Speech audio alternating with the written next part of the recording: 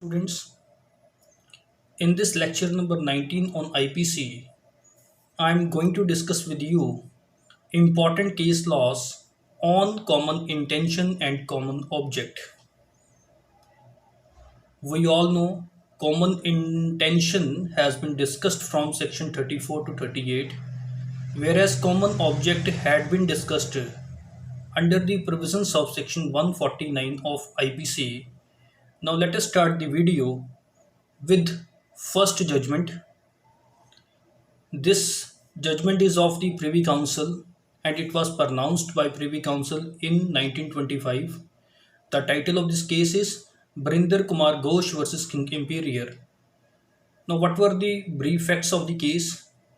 On 3rd of August 1923, the sub postmaster at Sankotiala post office was counting money at his table in the back room.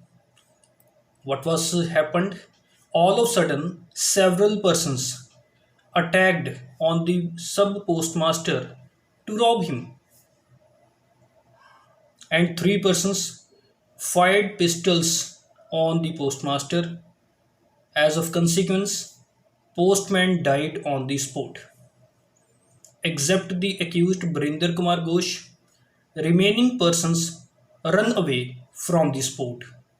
But the staff caught the accused Brinder Kumar Ghosh at the spot. Thereafter, the state filed criminal case against the accused under section 302, 394, read with section 34 of IPC. The accused stated that he did not fire on the postman, but the trial court imposed death sentence on the accused.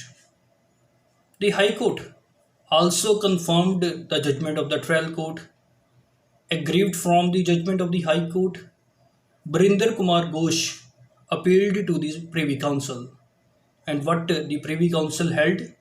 The Privy Council first of all dismissed the appeal and held that as there was common intention of the group to commit the murder, so each will be liable as if he has committed the offence alone, although he himself has not fired the deceased.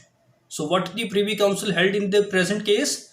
That although the appellant had not fired, but as they have shared their intention, they shared their planning with each other, and he had the common intention with the other group member, so he was liable to the death sentence as was imposed on him by the trial court. The Privy Council dismissed the appeal and held that as there was common intention of the group to commit the murder, so each will be liable as if he has committed the offence alone, although he himself has not fired the deceased.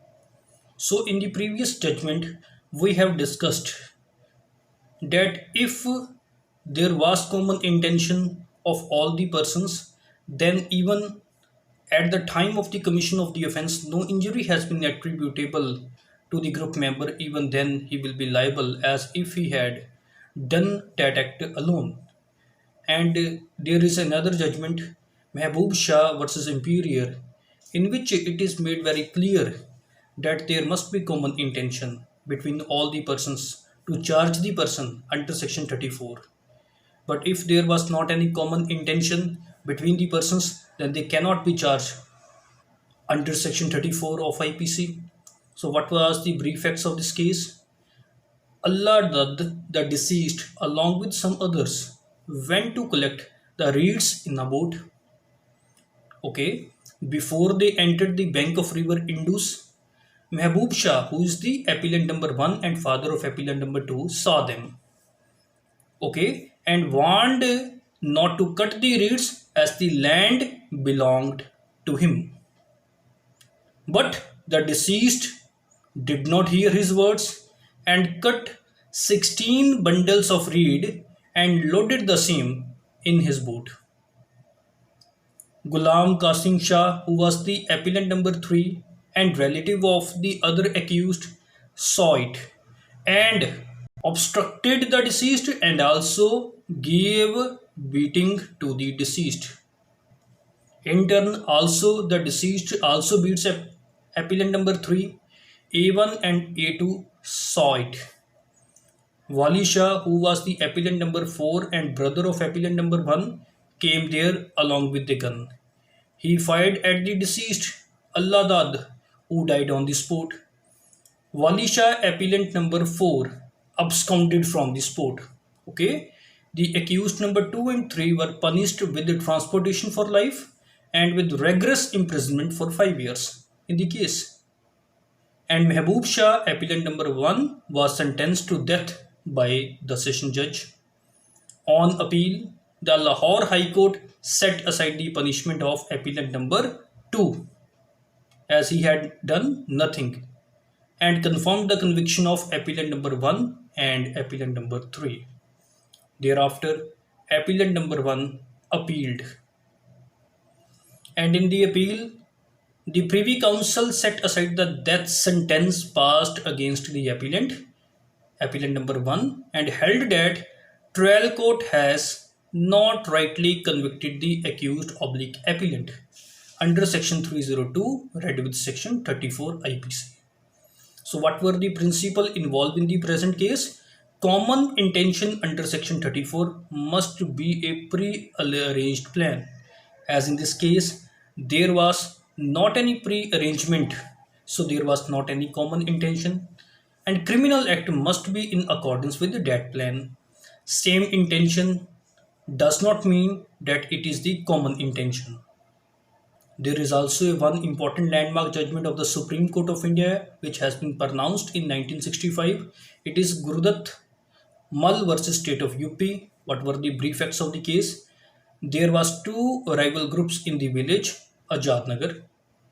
There was a dispute on the land situated in plot number 57. The appellants had cultivated the said land in the year 1960 and it was a time of harvesting. Okay, both the group planned to harvest the crop. Guru Dattamal was the leader of one group, whereas Gurcharan Lal was the leader of the other group. On 10th of April 1960, Gurcharan Lal, along with 25 others, went to the police station and had reported that plot number 57 belonged to them and they going to harvest it. He also stated that he apprehended danger from the opposite party, so they need police protection. The station in charge sent two constables to provide the police protection. Gurcharan Singh engaged also one photographer with him in case the opposite group would invade to photograph the incident. All of them reached the plot number 57 and started to harvest the land. Guru Datta Mal came to know about it. Okay, then what was happened? One man of Guru Datta Mal's party informed the police constables that the station in charge was calling them. Then the police constables left the place. Thereafter, Guru Datta Mal and his spotter reached the spot wearing deadly weapons. Then Guru Datta Mal asked Guru Charan Lal to vacate the field. There was hot discussion between them. Guru Datta Mal, who is the appellant number 1, shot Gandamal to death. Madan Lal, who is the appellant number 4, fired at Nanda Singh to death. Harbans Lal, who is the appellant number 2, attacked Gurcharan Lal. Pyara Lal, who is the appellant number 3, fired at Gurcharan Lal to death. Thereafter, the case was registered against the accused. In the case, the accused pleaded that the deceased attacked their property with 25 persons wearing deadly weapons. They first asked them peacefully to vacate their land. Instead of heeding their words, the deceased party attacked them, and to protect themselves, they fired at the deceased. Okay, the trial court believed the version of the accused and acquitted them from the charges under Section 302 IPC. But it imposed punishment for having guns without licenses under Section 19 of the Arms Act. The state appealed to the High Court against the decision of the trial court. The High Court upheld the trial court's judgment. The appellants filed appeal against the conviction under Section 19 of the Arms Act. So, what was happened in the Supreme Court? The Supreme Court pointed out that the appellants were not deserved the acquittal because there was a common intention and they fired guns with premeditation. They did not they did more harm than was necessary for the purpose of private defense. So what was the judgment of the Supreme Court? That there was common intention and the appellant fired guns with premeditation and they did more harm than was necessary for the purpose of private defense. The appellants fired at close range. It dismissed the appeal of the appellants. At the end of this lecture, I want to discuss with some more important points in relation to Section 34. First of all, the Supreme Court of India held that common intention may develop on the spot. It was laid down in Rishi Pandey versus State of UP, once in 1955, Supreme Court 331, secondly on Amrik Singh versus State of Punjab in 1972, and thirdly in Ram Prasad versus State of UP, year 1976, Supreme Court 199.